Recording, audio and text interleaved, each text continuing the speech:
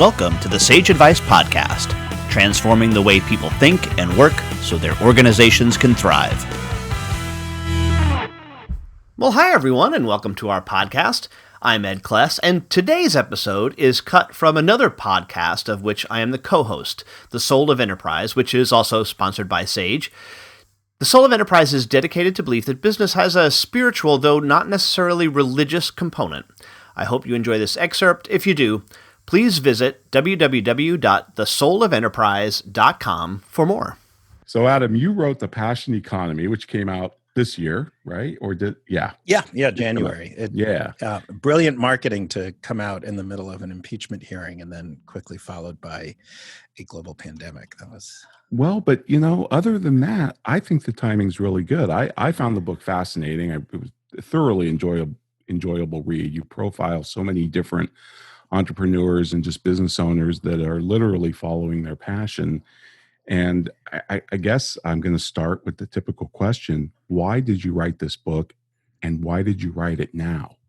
And we should tell your listeners, you are in the book, and you're not in the book as much as you deserve to be, because unless you don't want to be in the book, and then you're more than you thrilled. And I'm going to recuse myself from those sections, that section of the book. So Ed's probably going to talk to you about that. Yeah, but you certainly in the VeraSage Institute had a big impact in me forming my thoughts.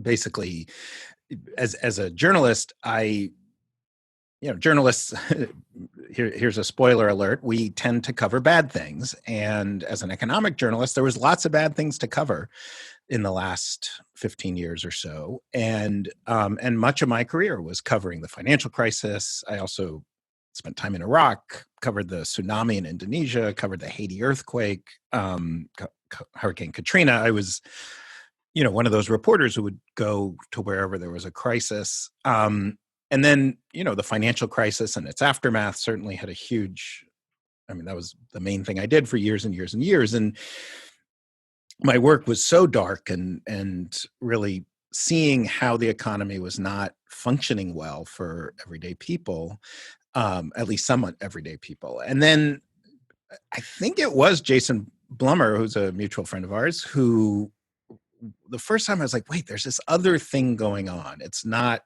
all bad. It's not all dark. And in fact, there's a really exciting good news story to be told. And I got to say, for who I was and where I was at the time, that was sort of shocking and hard to take in for a while.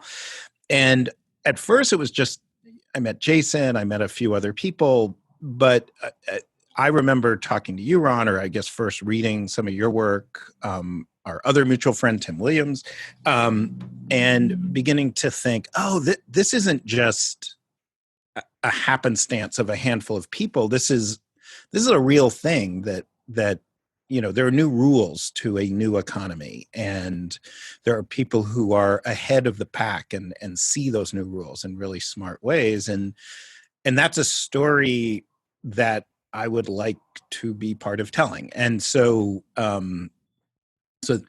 that's the long-winded answer, which is, yes, I don't underplay the tough stuff. There is tough stuff going on in our economy. But there's some really great news. And that part of the story, I think, does get ignored, certainly by some people.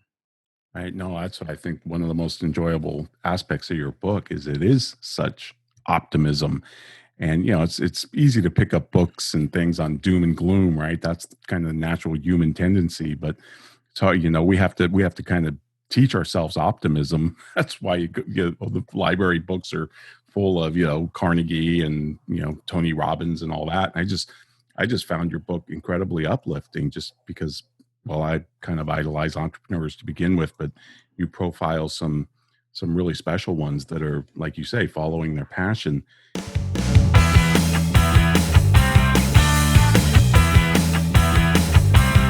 For more Sage advice, visit and subscribe at sageadvicepodcast.com.